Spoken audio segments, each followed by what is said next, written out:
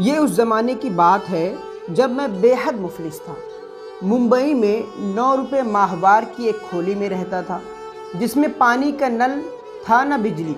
एक निहायत ही गलीज कोठरी थी, जिसकी छत पर से हजारां खटमल मेरे ऊपर गिरा करते थे। चूहों की भी काफ़ी बहुतात थी। इतने बड़े चूहे मैंने फिर कभी नहीं देखे। बिल्लियाँ उनसे डरती थीं। चाली यानी बिल्डिंग में सिर्फ एक गुसलखाना था, जिसके दरवाजे की कुंडी टूटी हुई थी। सुबह सवेरे चाली की औरतें पानी भरने के लिए उस गुसलखाना में जमा होती थीं। यहूदी, मराठी, गुजराती, क्रिश्चियन, भांत भांत की औरतें। मेरा यह मामूल था कि उन औरतों की इज्मा से बहुत पहले गुसलखाने में जाता, दरवाज़ा भेड़ता और नहाना शुरू कर देता। एक रोज़ मैं देर से उठा, गुसलखाने में पहुंचकर नहाना शुरू किया तो थोड़ी देर के बाद खट से दरवाज़ा खुला। मेरी पड़ोसन थी, बगल में गागर दबाए। उसने मालूम नहीं क्यों एक लहजे के लिए मुझे गौर से देखा, फिर एकदम पलटी। गागर उसकी बगल से फिसली और फर्श पर लुढ़कने लगी। ऐसी भागी जैसे कोई शेर उसका ताक़ुब कर रहा है।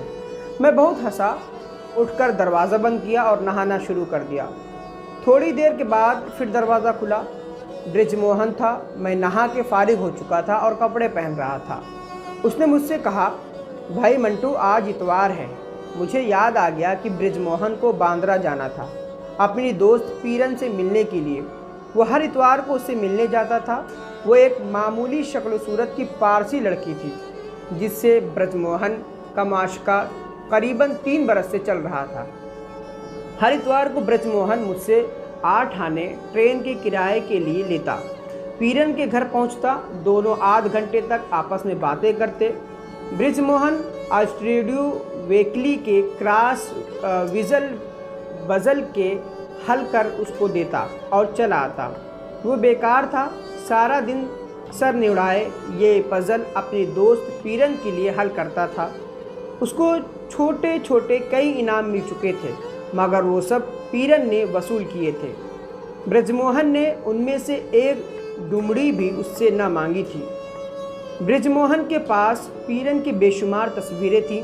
शलवार कमीज़ में, चुस्त पैजामे में, साड़ी में, फ्रॉक में, बेल्डिंग कास्ट्यूम में, फैंसी ड्रेस में, गालिबन 100 से ऊपर होंगी। पीरन कतई खूबसूरत नहीं थी, बल्कि मैं तो ये कहूँगा कि बहुत ही अदना शक्ल सूरत की थी। लेकिन मैंने अपनी इस राय का इजहार ब्रिजमोहन से कभी नहीं किया था। मैंने पीरन के मुतालिक कभी कुछ पूछा ही नहीं था। वो कौन है, क्या करती है, ब्रिजमोहन से उसकी मुलाकात कैसे हुई, इश्क की इब्तिदा क्यों कर हुई, क्या वो उससे शादी करने का इरादा रखता है। ब्रिजमोहन ने भी इसके बारे में मुझसे कभी बातचीत ना की थी। बस इतवार को वो नाश्ते के बाद मुझसे 8 आने किराए लेता और उससे मिलने के लिए बांद्रा रवाना हो जाता और दोपहर तक लौट आता था। मैंने खोली में जाकर उसको 8 आने दिए। वो चला गया। दोपहर को लौटा तो उसने खिलाफ मामूल मुझसे कहा, आज मामला ख़त्म हो गया। मैंने उससे पूछा, कौन सा मामला? मुझे मालूम नहीं था कि वो किस मामले की बात कर रहा है।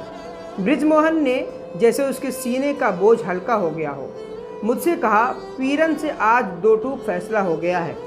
मैंने उससे कहा, जब भी तुमसे मिलना शुरू करता हूँ मुझको कोई काम नहीं मिलता, तुम बहुत मनहूस हो। उसने कहा, बेहतर है मिलना छोड़ दो, देखूंगी तुम्हें कैसे काम मिलता है। मैं मनहूस हूँ, मगर तुम अव्वल दर्जे के निखट्टू और कामचोर हो। सो अब यह किस्सा ख़त्म हो गया है और मेरा ख्याल है कि इंशाअल्लाह कल ही मुझे काम मिल जाएगा।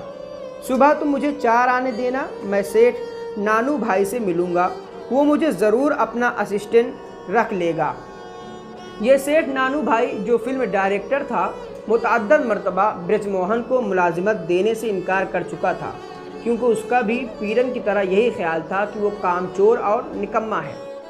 लेकिन दूसरे रोज़ जब ब्रिजमोहन मुझसे 4 आने लेकर गया तो दोपहर को उसने मुझे ये खुशखबरी सुनाई कि सेठ नानू भाई ने बहुत खुश होकर उसे 250 रुपये माहवार पर मुलाजिम रख लिया है। कॉन्ट्रैक्ट 1 बरस का है, जिस पर दस्तखत हो चुके हैं। फिर उसने जेब में हाथ डालकर 100 रुपये निकाले और मुझे दिखाए, ये एडवांस है। जी तो मेरा ये चाहता है कि कॉन्ट्रैक्ट और 100 रुपये लेकर बांद्रा जाऊं और पीरन से कहूं कि देख लो मुझे काम मिल गया है। लेकिन डर है कि नानू भाई मुझे फ़ौरन जवाब दे देगा। मेरे साथ एक नहीं कई मर्तबा ऐसा हो चुका है। इधर मुलाजिमत मिली, उधर पीरन से मुलाकात हुई, मामला साफ। किसी न किसी बहाने मुझे निकाल बाहर किया गया। खुदा मालूम उस लड़की में ये नहुसत कहाँ से आ गई। अब मैं कम अज़ कम 1 बरस तक उसका मुंह नहीं देखूंगा। मेरे पास कपड़े बहुत कम रह गए हैं। 1 बरस लगाकर कुछ बनवा लूं तो फिर देखा जाएगा। 6 महीने गुजर गए। ब्रजमोहन बराबर काम पर जा रहा था। उसने कई नए कपड़े बनवा लिए थे, 1 दर्जन रुमाल भी ख़रीद लिए थे। अब वो तमाम चीज़ें उसके पास थी जो एक कवारे आदमी की आराम और आशाइश के लिए ज़रूरी होती है। एक रोज़ वह स्टूडियो गया हुआ था कि उसके नाम एक ख़त आया। शाम को जब वो लौटा तो मैं उसे ये ख़त देना भूल गया। सुबह नाश्ते पर मुझे याद आया तो मैंने ये ख़त उसके हवाले कर दिया। लिफाफा पकड़ते ही वो ज़ोर से चीखा, लानत। मैंने पूछा क्या हुआ? वही पीरन, अच्छी भली ज़िंदगी गुजर रही थी। ये कहकर उसने चम्मच से लिफाफा खोला, ख़त का कागज़ निकाला और मुझसे कहा, वही कमबख्त है, मैं कभी उसके हैंड राइटिंग भूल नहीं सकता। मैंने पूछा क्या लिखती है? मेरा सर, कहती है मुझसे इस इतवार को ज़रूर मिलो, तुमसे कुछ कहना है। ये कहकर ब्रजमोहन ने ख़त लिफाफे में डाला और जेब में रख लिया। लो भाई मंटू, नौकरी से इंशाल्लाह कल ही जवाब मिल जाएगा। क्या बकवास करते हो? मोहन ने बड़े वसूख से कहा, नहीं मंटू, तुम देख लेना, कल इतवार है। सेठ नानू भाई को ज़रूर मुझसे कोई ना कोई शिकायत पैदा होगी और वो मुझे फ़ौरन निकाल बाहर करेगा। मैंने उससे कहा, अगर तुम्हें इतना वसूख है तो मत जाओ उससे मिलने। ये नहीं हो सकता, वो बुलाए तो मुझे जाना ही पड़ता है। क्यों? मुलाजमत करते करते कुछ मैं भी उकता चुका हूँ। 6 महीने से ऊपर हो गए हैं। ये कहकर वो मुस्कुराया और चला गया। दूसरे रोज़ नाश्ता करके वो बांद्रा चला गया। पीरन से मुलाकात करके लौटा तो उसने उस मुलाकात के बारे में कोई बात ना की। मैंने उससे पूछा, मिल आए अपने मनहूस सितारे से? हाँ भाई, उससे कह दिया कि मुलाजमत से बहुत जल्द जवाब मिल जाएगा। ये कहकर वो खाट पर से उठा, चलो आओ खाना खाएं। हम दोनों ने हाजी के होटल में खाना खाया। उस दौरान मैं पीरन की कोई बात ना हुई। रात को सोने से पहले उसने सिर्फ इतना कहा, अब देखिए कल क्या गुल खिलता है। मेरा ख्याल था कि कुछ भी नहीं होगा, मगर दूसरे रोज़ ब्रजमोहन खिलाफ मामूल स्टूडियो से जल्दी लौट आया। मुझसे मिला तो खूब ज़ोर से हंसा। छुट्टी मट्टू भाई, मैंने समझा मजाक कर रहा है। हटाओ जी, जो हटना था वो हट गया, अब मैं कैसे हटाऊं? सेठ नानू भाई पर टाँच आ गई है, स्टूडियो सील हो गया है।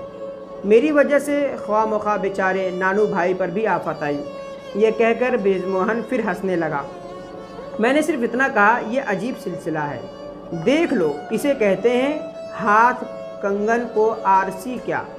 ब्रजमोहन ने सिगरेट सुलगाया और कैमरा उठाकर बाहर घूमने चला गया। ब्रजमोहन अब बेकार था। जब उसकी जमा पूंजी ख़त्म हुई तो उसने हर इतवार को फिर मुझसे बांद्रा जाने के लिए 8 आने मांगने शुरू कर दिए। मुझे अभी तक मालूम नहीं आध पौन घंटे में वो पीरन से क्या बातें करता था। वैसे वो बहुत अच्छी गुफ्तगू करने वाला था, मगर उस लड़की से जिसकी नहुसत का उसको मुकम्मल तौर पर यकीन था, वो किस किस्म की बातें करता था। मैंने एक रोज़ उससे पूछा, ब्रिज, क्या पीरन को भी तुमसे मोहब्बत है?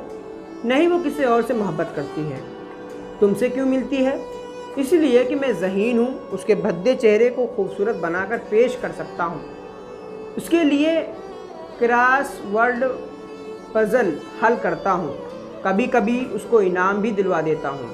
मंटो, तुम नहीं जानते इन लड़कियों को, मैं खूब जानता हूँ उन्हें। जिससे वो मोहब्बत करती हैं, उसमें जो कमी है मुझसे मिलकर पूरी कर लेती हैं। ये कहकर वो मुस्कुराया। बड़ी 420 है। मैंने कदर हैरत से पूछा, मगर तुम क्यों उससे मिलते हो? ब्रजमोहन हंसा। चश्मे के पीछे अपनी आंखें सिकोड़कर उसने कहा, मुझे मज़ा आता है। किस बात का? उसकी नहुसत का। मैं उसका इम्तिहान ले रहा हूँ, उसकी नहुसत का इम्तिहान। ये नहुसत अपने इम्तिहान में पूरी उतरी है। मैंने जब भी उससे मिलना शुरू किया मुझे अपने काम से जवाब मिला। अब मेरी यह ख्वाहिश है कि उसकी नहुसत असर को चकमा दे जाऊं। मैंने उससे पूछा, क्या मतलब? बृजमोहन ने बड़ी संजीदगी से कहा, मेरा जी चाहता है कि मुलाजिमत से जवाब मिलने से पहले मुलाजिमत से अलहदा हो जाऊं, यानी ख़ुद अपने आका को जवाब दे दूं। उसके बाद मैं कहूं, जनाब मुझे मालूम था कि आप मुझे बरतरफ करने वाले हैं, इसीलिए मैंने आपको जहमत ना दी और ख़ुद अलहदा हो गया और आप मुझे बरतरफ नहीं कर रहे थे। ये मेरी दोस्त पीरन थी जिसकी नाक कैमरे में इस तरह घुसती है जैसे तीर। बृजमोहन मुस्कुराया, ये मेरी एक छोटी सी ख्वाहिश है, देखो पूरी होती है या नहीं। मैंने कहा, अजीब व गरीब ख्वाहिश है, मेरी हर चीज़ अजीब व गरीब होती है। पिछले इतवार मैंने पीरन के इस दोस्त के लिए जिसे वो मोहब्बत करती है एक फ़ोटो तैयार करके दिया। उल्लू की दुम उसे कंपटीशन में भेजेगा, यकीनी तौर पर इनाम मिलेगा उसे। ये कहकर वो मुस्कुराया। बृजमोहन वाकई अजीब व गरीब आदमी था। वो पीरन के दोस्त को कई बार फ़ोटो तैयार कर दे चुका था। इलस्ट्रेटेड वीकली में ये फ़ोटो उसके नाम से छपते थे और पीरन बहुत खुश होती थी। बृजमोहन उनको देखता था तो मुस्कुरा देता था। वो पीरन के दोस्त की शक्ल सूरत से नाआशना था। पीरन ने बृजमोहन से उसकी मुलाकात तक न कराई थी, सिर्फ इतना बताया था कि वो किसी मिल में काम करता है और बहुत खूबसूरत है। एक इतवार बृजमोहन बांद्रा से वापस आया तो उसने मुझसे कहा, लो भाई मंटू, आज मामला ख़त्म हो गया। मैंने उससे पूछा, पीरन वाला? हाँ भाई, कपड़े ख़त्म हो रहे थे, मैंने सोचा कि ये सिलसिला ख़त्म करूँ। अब इंशाअल्लाह दिनों में ही कोई ना कोई मुलाजमत मिल जाएगी। मेरा ख्याल है कि सेठ नियाज़ अली से मिलूँ, उसने एक फ़िल्म बनाने का ऐलान किया है। कल ही जाऊँगा, तुम ज़रा उसके दफ्तर का पता लगा लेना। मैंने उसके दफ्तर का नया फ़ोन एक दोस्त से पूछकर बृजमोहन को बता दिया। वो दूसरे रोज़ वहाँ गया। शाम को लौटा, उसके मुतमईन चेहरे पर मुस्कुराहट थी। लो भाई मंटू, ये कहकर उसने जेब से टाइप शुदा कागज़ निकाला और मेरी तरफ फेंक दिया। एक पिक्चर का कॉन्ट्रैक्ट, तनख्वाह 200 रुपये माहवार। कम है, लेकिन सेठ नियाज़ अली ने कहा है बढ़ा दूंगा। ठीक है। मैं हंसा, अब पीरन से कब मिलोगे? बृजमोहन मुस्कुराया, कब मिलूँगा? मैं भी यही सोच रहा था कि मुझे उससे कब मिलना चाहिए। मंटू यार, मैंने तुमसे कहा था कि एक मेरी छोटी सी ख्वाहिश है, बस वो पूरी हो जाए। मेरा ख्याल है कि मुझे इतनी जल्दी नहीं करनी चाहिए। ज़रा मेरे 3-4 जोड़े बन जाएं। 50 रुपये एडवांस ले आया हूँ, 25 तुम रख लो। 25 मैंने लिए, होटल वाले का कर्ज था तो फ़ौरन चुका दिया। हमारे दिन बड़ी खुशहाली में गुजर रहे हैं। 100 रुपये माहवार में कमा लेता था, 200 रुपये माहाना बृजमोहन ले आता था। बड़े आयश थे। 5 महीने गुजर गए थे कि अचानक एक रोज़ पीरन का ख़त बृजमोहन को मौसूल हुआ। लो भाई मंटू, इज़राइल साहब तशरीफ़ ले आए हैं।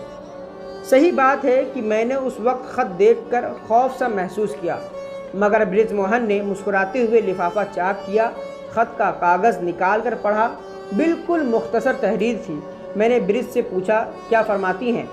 फरमाती हैं, इतवार को मुझसे ज़रूर मिलो, एक अशद ज़रूरी काम है। बृजमोहन ने ख़त लिफाफे में वापस डालकर अपनी जेब में रख लिया। मैंने उससे पूछा, जाओगे? जाना ही पड़ेगा। फिर उसने ये फिल्मी गीत गाना शुरू कर दिया, मत भूल मुसाफिर तुझे जाना ही पड़ेगा।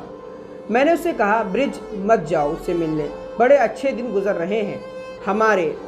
तुम नहीं जानते मैं खुदा मालूम किस तरह तुम्हें 8 आने दिया करता था। बृजमोहन मुस्कुराया, मुझे सब मालूम है, लेकिन अफसोस है कि अब वो दिन फिर आने वाले हैं जब तुम खुदा मालूम किस तरह मुझे हर इतवार 8 आने दिया करोगे। इतवार को ब्रिज पीरन से मिलने बांद्रा गया। वापस आया तो उसने मुझसे सिर्फ इतना कहा। मैंने उससे कहा, यह 12वीं मर्तबा है कि मुझे तुम्हारी नहुसत की वजह से बरतरफ होना पड़ेगा। तुम पर रहमत हो ज़रिश्त की। मैंने पूछा, उसने ये सुनकर कुछ कहा? ब्रिज ने जवाब दिया, फ़कत ये तुम सिली इडियट हो, तुम हो 100%। ये कहकर ब्रिज हंसा। अब मैं कल सुबह दफ्तर जाते ही इस्तीफ़ा पेश कर देने वाला हूँ। मैंने वहीं पीरन के यहाँ लिख लिया था। बृजमोहन ने मुझे इस्तीफ़ा का कागज़ दिखाया। दूसरे रोज़ खिलाफ मामूल उसने जल्दी जल्दी नाश्ता किया और दफ्तर रवाना हो गया। शाम को लौटा तो उसका चेहरा उतरा हुआ था। उसने मुझसे कोई बात न की। मुझे ही बलाखिर उसे पूछना पड़ा, क्यों ब्रिज, क्या हुआ? उसने बड़ी नाउम्मीदी से सर हिलाया। कुछ नहीं यार, सारा किस्सा ही ख़त्म हो गया। क्या मतलब? मैंने सेठ न्याज अली को अपना इस्तीफ़ा पेश किया तो उसने मुस्कुराकर मुझे एक ऑफिशियल ख़त दिया। उसमें लिखा था कि मेरी तनख्वाह पिछले महीने से 200 रुपये के बजाय 300 रुपये माहवार कर दी गई है। पीरन से ब्रिजमोहन की दिलचस्पी ख़त्म हो गई। उसने मुझसे एक रोज़ कहा। पीरन की नहुसत ख़त्म होने के साथ ही वो भी ख़त्म हो गई और मेरा एक नहायत दिलचस्प मशगला भी ख़त्म हो गया। अब कौन मुझे बेकार रखने का मौजिब होगा?